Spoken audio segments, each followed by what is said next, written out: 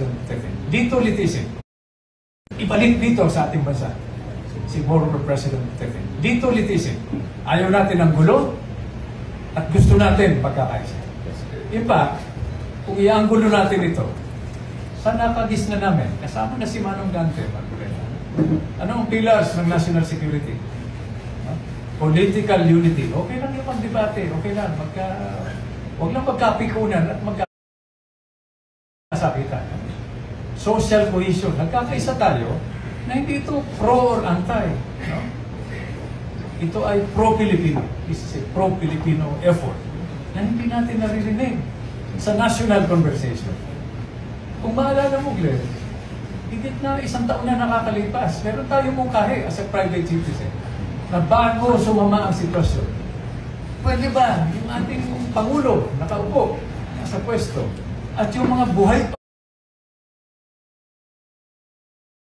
pang dating Pangulo, kasama na si President Duterte, si President GMA, si President Era, magkulong sa kwarto, walang media, walang mic, walang camera.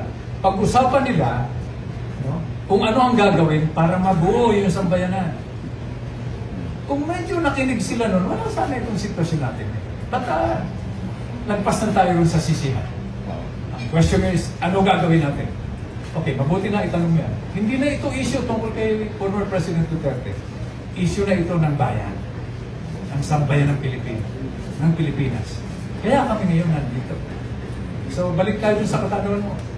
Kahit na anong pamaraan, basta pumirma ka, e-signature, dito sa loob ng ating bansa, abroad, pumirma ka para ipahiwatig sa ICC at sa Korte Suprema ng unang hakbang dapat ay magtulungan tayo, pag-isipan nilang mabuti para humupa yung sitwasyon, ibalik dito sa ating bansa si former President Duterte. Dito litisin.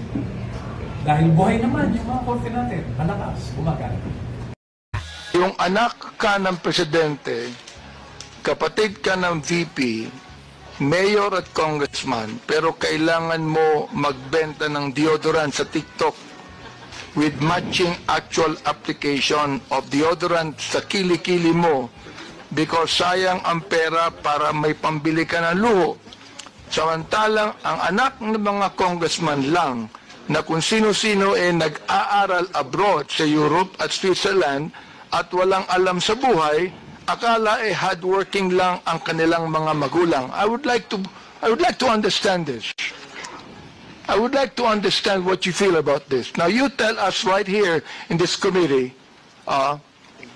anong ibig sabihin nitong impression na ito? You give us names. Who are you referring to? Huwag kang masyadong hayat.